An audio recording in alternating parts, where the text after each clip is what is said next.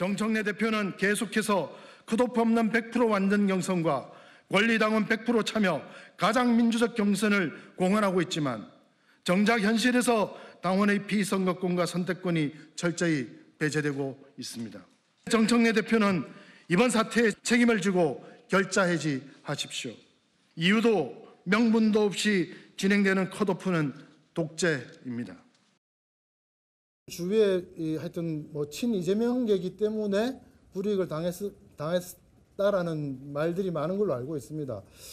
저는 사실 그런 추측이 사실이 아니기를 바라고만 있을 뿐입니다. 지도부의 의견을 결정한 바 없습니다. 그리고 부산시당의 시당위원장 선출 과정과 관련하여서는 당의 조강특위가 원칙과 규정에 의하여 엄밀하게 절차를 진행했다는 말씀을 드리고 당내에 친명, 비명, 반명 등으로 언급되는 그러한 별도의 그룹은 존재하지 않습니다. 유동철 지역위원장은 민주당의 지지자들이나 혹은 당원들 아니면 그렇게 썩 잘 알려진 인물이 아니라서 제가 소개를 해드리면 작년에 총선 당시에 대통령이 직접 영입한 인물이고 친명 최대 외곽 조직인 더민주혁신위원회의 공동 상임대표를 지냈습니다. 이후 명분 없는 컷오프는 독재다. 정청래 대표 결자해제해라. 친명계라서 불이익당했다는 말 많다. 최성 평론가님. 네네. 같은 당 그리고 여당 대표를 향한 말치고는 상당히 수위가 셉니다. 그렇습니다. 그런데 지금 좀 전에 박수현 수석 대변인이 조강특위가 원칙과 규정에 의해서 엄밀하게 절차를 진행했는데 왜 이렇게 뒷말이 나옵니까? 이게 원칙과 규정이 없이 진행됐기 때문에 지금 컷오프 당사자인 유동철 위원장이 저렇게 반발하는 건 아니겠습니까? 사후 그렇다고 이게 원칙과 규정에 의해서 잘 됐으면은 왜 정청래 대표가 당 특보 자리를 뒤늦게 제안하고 당 사무총장이 또 사과하고 이런 일이 벌어질 리가 없잖아요. 당대표가 불찰 이런 표현을 쓰더라고요. 그러니까 그 얘기는 뭐냐면 무언가 다른 게 개입됐다는 그 방증 아니겠습니까? 더더군다나 유동철 위원장은 문정복 의원을 정면 겨냥해가지고 그날 특정 정치인이 아마 이재명 대통령을 얘기하는 것 같은데 그 영향력이 있는 그걸로 여기에 지금 진입하려는 것 아니냐는 취재 얘기를 했다고 강력 반발하면서 사퇴를 요구하고 있는 상황까지 왔다는 것은 제가 보기에 이게 우리가 단순히 그동안 우리가 방송 프로그램에서 명청 갈등이라는 그 용어를 썼는데 이게 실제로 존재하고 있구나라는 강한 의심을 들게 하는 사안이었고 이 문제가 지금 당의 뇌관으로 오는 거는 더민주혁신회의가 어떤 데입니까? 이재명 대통령 사실상 만든 외곽 조직이고 지난 총선에서 배출한 의원만 상당수입니다. 근데 거기에 공동의장을 공동상임 대표를 그 부산시당위원장의 경선에도 못 가고 컷오프를 시켰다는 것. 이거는 아무리 민주당 내 사정들이 친청이 없다고 하더라도 이 사안은 간단하게 진화될 사안이 아니기 때문에 앞으로 두고두고 뇌관의 불씨가 될 것 같다는 생각이 듭니다. 이게 단순한 무슨 한 지역의 시당위원장 뽑는 정도가 아니라 이거 완전 이제 심겨루기가 시작된 것 같은데 다음 화면을 볼게요. 아까 최성 평론가 말씀하셨던 게 그 부분이에요. 유동철 위원장 부족한 게 아니라 당대표가 부족하다는 그렇다는 걸 이해해달라. 이제 논란이 커지니까 수습을 정 대표가 했는데 바로 공개적으로 오늘 국회 소통관에서 바로 정청래 대표 들이받은 거거든요. 유동철 위원장이. 김재욱 대변인님. 보니까 유동철 위원장 주장은 정청래 대표가 특보를 제안한 모양이에요. 시당위원장 컷오프 시킨 다음에. 그 다음에 특보를 제안했지만 거절했다. 이런 얘기까지 하더라고요. 아마 저거는 이제 시당위원장과 특보 자리를 맞바꾸자 이런 식의 제안은 아니었을 겁니다. 그만큼 시당위원장으로서의 역할을 하지 못하는 것에 대해서 안타까움을 느낀 정 대표가 당신의 당대표 특보 자리를 제안한 것이다. 이렇게 볼 수 있을 것 같긴 합니다만 지금 저는 유동철 지금 이제 후보라고 불러야 될지 지금 이제 현 지역위원장을 맡고 계신 것 같으니까요. 위원장께서 당에서 어떤 결정을 내렸다면 당인으로서 그 당에서 만들어진 절차 이런 부분들에 대해서 공식적인 이의 제기를 하실 수 있습니다. 그리고 그런 이의 제기 방식을 통해서 문제를 해결하는 것이 저는 바람직한 방법이다라는 말씀을 좀 드리고 싶고요. 지금 특정인이 누군지는 모르겠습니다만 그 특정인의 이 지지를 받는 거 아니냐 이런 질문이 있었다면 그 부분은 뭐 좀 부적절한 질문일 수 있겠습니다. 그러나 더민주혁신회의라는 것이 당의 공식 조직도 아니고 예. 당의 임의 조직이라고 볼 때 예. 당연히 그 임의 조직의 대표이기 때문에 어떤 경선에 무조건적으로 예. 참여가 되어야 된다라고 생각하는 것도 아마 일반 국민들이나 당원들은 이해하지 못하는 부분도 있을 겁니다. 예. 당에서 나름의 판단을 가지고 이 경선을 준비하는 데 있어서 그 유동철 위원장을 컷오프 시켰다면 나름의 또 합리적인 이유가 있을 테니까요. 그 예. 이유에 불복한다고 한다면 예. 이의 제기의 정상적인 절차를 거쳐서 당에서 구제를 신청하는 그런 방식을 통해서 문제를 해결하는 것이 맞지. 예. 지금 이렇게 이런 문제를 당에 지금 친명이 아니다고 해가지고 친명과 비명 뭐 이런 게 어디 존재합니까? 알겠습니다. 예. 그런데 여기서 좀 전에 친명계라서 불이익을 당했다. 당에 다 친명계입니다. 그렇다면 모두가 불이익을 당하고 있는 것인가? 예. 이런 반문을 안 드릴 수가 없으니까요. 예. 좀 자제하시는 게 좋겠다 이런 생각도 듭니다. 김준욱 대표는 다 진짜 다 모두 친명계예요? 저도 친명입니다. 예. 아니, 왜냐하면 제가 뭐 우스갯소리를 좀 가볍게 여쭤본 이유가 왜냐하면 당의 투톱인 김병기 원내대표조차 한 보도에 따르면 정청래 대표에게 항의를 했다는 거예요. 당의 분위기가 좀 심상치 않아 보여서 제가 그냥 한번 드린 질문인데 이게 조금 더 깊게 들어가 보면 정청래 대표의 밀어붙이기가 뒤에는 이제 김어준 씨가 있는 거 아니냐라는 내부 지적도 분명히 있는 것 같습니다. 시정연설 어떻게 보셨는지 한 말씀 부탁드릴게요. 대변인께서 하시겠지 뭐. 그 재판중지법 관련해서 대통령께서 정쟁 끌어들이지 넘어져. 조심하세요. 네, 수고 많으셨습니다. 재판중지법 대주지는 대변인 그 재판중지 관련해서 길을 막고. 아니 길 그만합시다. 조금 더 긴밀하게 이런 필요성들을 강하게 좀 더 대통령실과 좀 논의를 했다면 더 좋았을 건데 그때가 딱 에이펙이었어요. 다 전부 다 우리 뭐 대통령실에 있는 고위 지휘부도 경주에가 있고 그런 부분들이 조금 더 원활하지 못했던 점들은 있는데요. 뭐 그런 점들은 그런 점들대로 저희들이 반성을 삼고 앞으로 더 고위 당정대 간에 더 논의를 좀 잘 이어가겠다 이렇게 말씀드리겠습니다. 재판중지법 제동 걸린 거에 대해서도 당내에서도 여러 애둘러서 정 대표나 이런 소통의 문제를 비판하는 목소리도 있는데 잠시만요. 어제 정 대표가 본인 SNS에 오늘의 포토제닉이라고 하면서 저렇게 이재명 대통령과 악수를 하면서 환하게 웃고 있는 모습을 올렸습니다. 송영훈 변호사님. 그런데 사실은 정청래 대표는 여당 대표이자 본인이 스피커 역할을 자처하고 있는데 요즘 보면 박수현 수석 대변인이 다 브리핑하고 본인 SNS 이렇게 올리고 에이펙 극찬하고 왜 정 대표 지금 꽤 뒤로 빠져 있다고 보세요?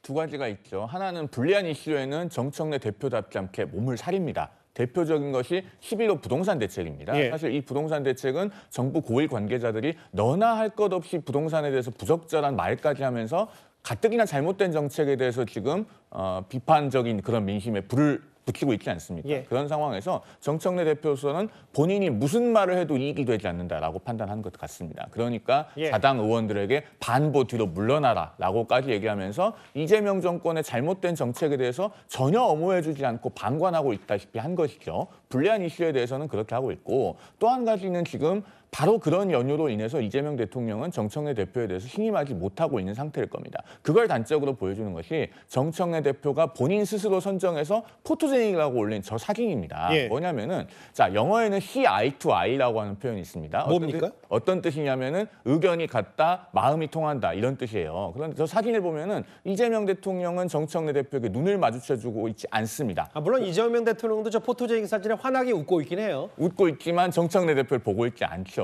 마음이 통하지 않고 의견이 다르기 때문일 겁니다. 그렇기 때문에 정청래 대표는 본인이 대통령실로부터 어떤 평가를 받고 있는지 모르지 않을 것이고 예. 그러니까 현재로서는 조금 뒤로 빠지고 박수현 수석 대변인이 여러 가지 굳은 일을 도맡아하고 이런 상황으로 보이는데요. 예. 중요한 것은 그 과정에서 지금 국민이 실종되고 있다는 겁니다. 민생 경제 그리고 특히 한미 관세 협상 같은 그 중대한 현안을 돌파하기 위해서 정부와 여당이 한마음으로 국민을 보고 정치를 해야 되는데 내부의 권력 다툼에만 여념이 없는 것 같아서 참 야당이 보기에는 안타깝고 씁쓸합니다. 이렇게 박홍근, 김영배, 박상혁 이런 민주당 의원들이 애들러서 정 대표 비판하는 목소리도 있는데 다음 화면을 좀 볼게요. 이 김어준 씨 관련 그리고 정청래 대표 이게 지금 글쎄요 뭐 친명, 칭청 이렇게 분화가 되는 건지는 모르겠는데요. 장현주 변호사님. 일부 보도를 보니까 딴지일보 게시판에는 정청래 욕하는 사람들 정신 차려라고 했고 재판중지법은 김어준 씨가 연기 피우고 친문들이 휘발유를 뿌렸다. 실제로 이런 기류들이 없진 않나 봅니다. 글쎄요, 뭐 일각에서는 뭐 결국에는 민주당 내부의 지지자들이 뭐 분화하는 것 아니냐 또는 넘어서서 뭐 김어준 씨의 영향력에 대해서 다시 또 꼬집는 그런 기사들도 나오는 것 같은데요. 네. 저는 개인적으로 모두 다 과한 해석이라고 생각합니다. 사실 당연히 민주당 내부에서도 여러 가지 의견이 있을 수 있고요. 지지자들도 많은 목소리를 내고 있습니다. 네. 그런데 이른바 재판 중지법과 관련해서는 사실 지난 국감 기간에서 또 국민의힘이 보여준 모습들이 있습니다. 특히 이재명 대통령에 대해서 재판을 재개해야 된다라는 사실상 무리한 요구들을 계속해서 정치적인 공세 차원에서 해왔고 특히 국감 기간에 뭐 서울 고등법원장의 대답이라든지 이런 부분들이 사실 지지자들 입장에서는 굉장히 우려되는 지점이 있었던 것도 분명하거든요. 그렇기 때문에 민주당으로서 집권 여당으로서 사실상 야당의 정치 공세에 대해서 어느 정도의 맞대응이 필요하다라는 공감대가 있었고 그렇기 때문에 뭐 재판 중지법 나아가서는 국정안정법에 대해서 여러 가지 가능성들을 원론적으로 이야기했던 것은 분명하지만 그러나 뭐 타이밍적으로 뭐 에이펙 기간 직후였다라는 점이라든지 또는 뭐 대통령실과 좀 더 조율이나 소통이 있었어야 되는 것 아니겠느냐 뭐 이런 부분에 대한 지적도 나온 만큼 그 이후에 조율을 거쳐서 일단락된 문제이기 때문에 뭐 지금으로서 이걸 가지고 뭐 지지자들이 분화된다거나 또는 뭐 명청 갈등이라거나 이렇게 보는 것은 과한 해석이라고 생각합니다. 이제 어쨌든 근데 표면적으로 오늘 한 지역위원장 선거에 나가려고 했다가 컷오프도 했던 친명이라서 불이익 준 거냐 아예 정 대표를 들이받은 사건 하나가 있었습니다. 4위였나요? 예, 4위 정리해보고요. 잠시만요. 조금 전에 속보가 들어와서요. 제가 한번 짚고 가야 될 것 같습니다. 이 내용이네요. 과거 문재인 정부 때 서해 피격 사건 은폐 의혹에 서훈 당시 국정원장 징역 4년을 검찰이 구형했고요. 또 있을까요? 예. 당시 이제 박지원 국정원장, 서훈 당시 안보실장이죠. 각각 징역 4년과 징역 2년을 검찰이 법원에 요청했습니다. 징역 2년 구형. 송영훈 변호사님, 4년, 2년 구형을 저희가 어떤 의미로 저 정도를 해석하면 될까요? 일단 전원에 대해서 지금 검찰이 실형을 구형했다고 속보가 들어오지 않았습니까? 그렇다면은 상당히 죄질이 불량하다라고 하는 부분을 재판부에 어필하고 있다 이렇게 보여집니다. 그리고 이 사건이 사실 굉장히 우리 국민들의 공분을 자아낸 사건 아니겠습니까? 서해상에서 실종된 그 해수부 공무원 이대준 씨에 대해서 우리 정부가 북한이 어떻게 하고 있는지 나아가서 피살되는 과정까지 다 인지하고 있었음에도 불구하고 은폐한 정황이 역력합니다. 그래서 서욱 당시 국방장관은 이제 합참 관계자들 그리고 또 당시 해양경찰청장에게 보안 유지 지침을 하달하는 등 직권을 남용했다는 혐의를 받고 있는 것이고 동시에 이 이대준 씨가 월북한 정황이 있다라고 하는 허위 발표를 하게 했다는 그런 혐의도 받고 있죠. 그리고 당시 박지원 국정원장은 이런 허위 그 발표 지시나 은폐 시도에 가담해서 공용 전자기록을 손상하게 한 혐의, 그러니까 당시 국정원의 보고서 등을 삭제하도록 한 혐의를 받고 있는 겁니다. 그런데 이 사건이 몇 년 동안 재판이 진행되어 왔지만 그동안 주목을 받지 못해온 이유가 군사상의 비밀 때문에 대부분의 공판기일을 비공개로 진행했기 때문입니다. 그래서 우리 언론이 사실은 취재 스케치를 제대로 하지 못하고 보도가 잘 되지 않았었는데 최근에 이 박지원 전 국정원장이 법사위에서 본인의 사건을 공소 취소해달라고 노골적으로 요구하는 일이 기억이 납니다. 있었죠. 그래서 한번 다시 조명을 받게 됐습니다. 그런데 구형이 역시나 실형이 나오는 것으로 봤을 때는 박지원 전 국정원장이 상당히 본인의 재판이 불리하게 된다고 나름대로는 감지하고 공소 취소를 공개적으로 언급하기까지 이른 것이 아닌가라고 하는 의문이 많이 듭니다. 알겠습니다. 검찰이 징역 4년과 2년을 서훈, 박지원 두 사람에게 구형했다는 속보까지 길지 않게 만나봤습니다. 당이 사법개혁안 처리 대상에서 재판중지법을 제외해달라고 요청하였습니다. 대통령을 정쟁의 중심에 끌어넣지 않아주시기를 당부드립니다. 대통령실과 대통령의 생각은 같다고 말씀드리겠습니다.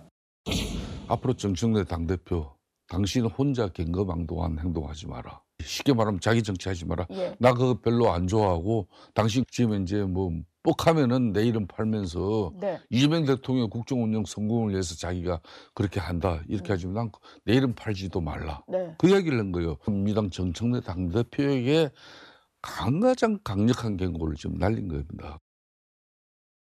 그런데 저렇게 김성태 전 의원처럼 야권의 해석과 여권 내부 해석도 크게 다르지 않아요? 그 이동학 의원님. 네. 에이펙에서 성과를 부각하는 주간인데 재판 중지 이슈가 다 잡아먹었다. 원내 지도부의 한 의원이 일부 언론에 이렇게 인터뷰할 정도면 정청래 대표에 대한 진짜 마지막 경고라는 해석도 뭐 크게 무리는 없는 거 아닙니까? 네, 뭐 일부에서는 그렇게 또 해석할 수도 있고, 다만 어쨌든 당으로서는 저는 불가피하게 이 일을 할 수밖에 없지 않았겠는가 이렇게 생각을 하는 측면이 있습니다. 예. 왜 그러냐면 이미 국감이 에이펙이 진행되고 있었고 또 국감도 진행되고 있었습니다. 근데 거기에서 국민의힘 의원이 국감에서 서울고등법원장에게 재판이 왜 진행되지 않냐, 진행될 수 있는 거냐 이렇게 물어보니까 그 과정에서 진행될 수 있다, 원론적으로, 이론적으로 그렇게 얘기를 했습니다. 그러니까 당으로서는 이 부분에 대해서 아니 어떻게 서울고등법원장이 이렇게 얘기를 하지?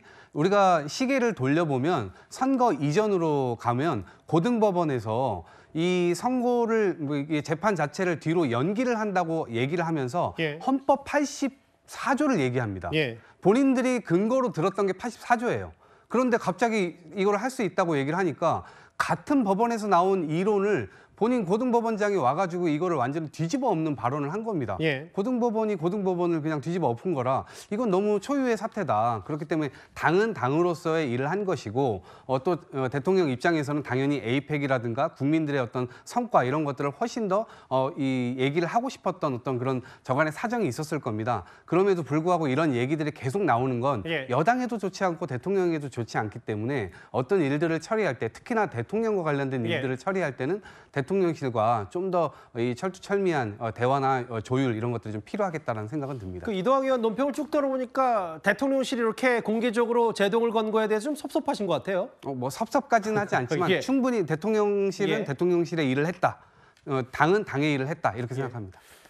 이제 각자 이제 뭐 악역을 누군가가 자처하거나 대통령 국정 운영하나 뭐 이런 취지는 알겠는데 명천 갈등이라는 게 지금 한두 번 있었던 일이 아니고 이런 부분일 거예요, 정영진 변호사님. 지난 9월에 유엔 총회 대통령 갔을 때 국회는 조희대 청문회, 대법원장 청문회 의결했고 아세안 정상회의 때 의원총회에서 법원을 겨냥했던 얘기. 그리고 그제 에이펙 끝난 직후에 싱가포르 정상회의, 싱가포르 정상과 정상회의를 회담을 했는데 재판 중지법 추진했고 건건마다 이런 것이기 때문에 뭐 사실상의 공개 경고가 아니라 이제 더는 대통령실도 이런 거를 못 참겠다는 취지, 이런 분석도 동시에 나와서요. 글쎄요, 아무리 조금 전에 이동학 의원님이 저렇게 말씀을 하셨어도 제가 대통령이라고 해도 굉장히 불쾌했을 것이다. 왜냐하면 예. 재판중지법을 뭐 국정안정법이니 뭐라고 그렇게 변명을 해도 결국은요, 재판중지법이라고 하는 것은 유죄 인정법으로 해석될 수밖에 없거든요. 예. 만약에 무죄라고 하면 재판을 왜 중지합니까? 오히려 재판을 촉진해야 되지 않겠습니까? 그렇게 해가지고 무죄 받아가지고 떳떳하게 그러면은 대통령 지지율 훨씬 더 올라갈 거고 예. 국정에 대한 장악력도 올라갈 건데 왜 무죄라고 하면서 재판을 중지하겠다라고 하느냐. 이렇게 앞뒤 모순되는 행동을 하니까 국민들로부터 더 비난을 받게 되는 거고 대통령실 입장에서는요, 굉장히 평지풍파다. 당이 해도 너무한다. 눈치가 너무 없다. 이런 이야기 아니겠습니까? 예. 헌법 84조 그 헌법 주석서가 있거든요. 예. 헌법 84조 관련해가지고 대통령이 만약에 이런 경우에는 재판 중지되지 않는다. 그렇게 되어 있습니다. 예. 그런데 중요한 건 뭐냐면 지금 중요한 건 법리적 해석이 중요한 게 아니라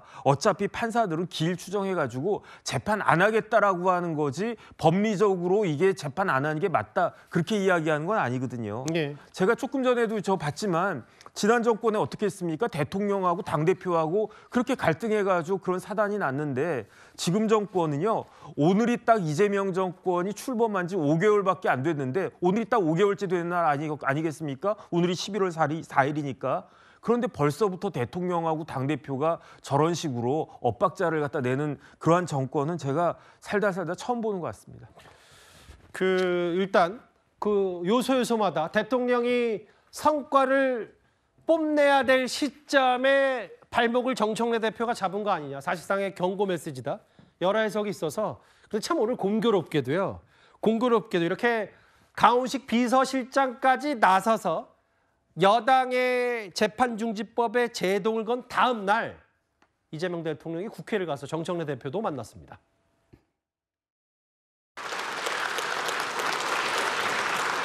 시정연설 어떻게 보셨는지 한 말씀 부탁드릴게요. 대변인께서 하시겠지 뭐. 그 재판중지법 관련해서 대통령께서 정쟁 끌어들이지 넘어져. 조심하세요.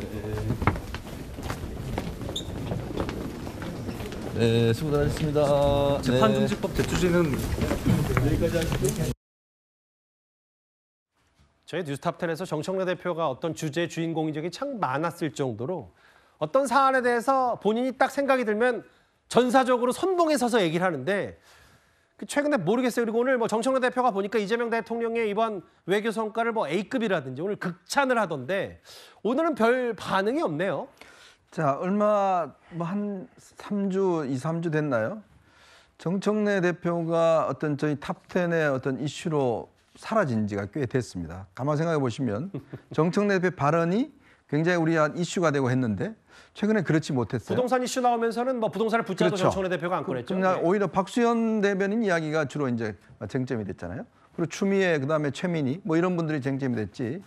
왜냐하면 정청래 대표는 이분이 정치하면서 쇼츠 정치인이라고 할 정도로 본인의 발언, 본인의 행동을 쇼츠로 맨날 제작을 해서 그걸 올립니다. 예. 근데 요즘에는 제가 지금 보니까 별로 없어요. 거기다가 요즘 구독자 수가 많이 줄었습니다. 그러니까 이 줄은 이유도 보면 꽤 이제 정청래 대표가 이재명 대통령을 뒷받침하지 못하고 있다라는 그런 어떤 비판적인 여론이 있으면서 정청래 대표의 말수가 굉장히 줄어들었어요. 중요한 이슈마다 본인이 말을 하지 않고 오히려 박수현 대변인이 이야기를 하면서 사실 이런 박수현 대변인이 좀 여러 가지 공격을 받는 그런 측면이 됐어요. 예. 그건 그만큼 굉장히 좋지 않다는 이야기죠. 왜? 지금 여당 대표가 사실은 대통령을 좀 빛나게 하고 뒷받침해줘야 되는데 본인이 주인공이 돼버렸습니다. 여야 합의해서 대통령이 다 여야 대표 만나서 악수하고 했는데 그 다음날 뭡니까? 다 깨져버렸지 않습니까? 그런 일들이 반복되다 보니 제가 알기로 대통령실의 이 반응이 좋지 않았고 꽤 아마 심각했던 걸로 알고 있습니다. 예. 그리고 어제 강훈식 실장이 다시 나와서 다시 쐐기를 박았잖아요. 강유정 대변인 이후에 또 나왔죠? 네. 그 이유가 뭐겠습니까? 당 발표를 우리가 더 어떤 면에서 보면 신뢰하지 못하겠다. 내가 더 해야 되겠다. 그래서 강훈식 대변인이 나와서 재판중지법에 대해서 다시 한번 이야기한 거는 당의 저런 발표를 크게 신뢰하지 못하겠다는 그런 또 뜻도 있지 않는가라는 생각도 듭니다. 2위까지 자기 정치의 정청래 대표가 마지막 경고를 받은 것 아니냐는 취지의 얘기까지 해봤습니다. 지금까지 들은 여러분들의 목소리를 만나볼까요? 첫 번째 댓글입니다. 흉기 단독 막는 강력한 법안을 좀 내주세요. 참 무섭습니다. 예. 누가 그냥 쓰라고 돈을 주냐, 이천수 씨 관련 얘기를 하신 것 같고요. 믿는 도끼의 발등 배신이 인생의 가장 큰 시련이다. 성시경 씨 관련 말씀하신 것 같습니다. 대배우의 쾌차 소식을 기다립니다. 안성기 씨, 저도 같은 마음입니다. 마지막 보겠습니다. 건조도 우리나라에서 성공이지 핵잠수함 미국 건조하는 게 무슨 의미가 있냐는 뜻으로 댓글을 다신 것 같아요.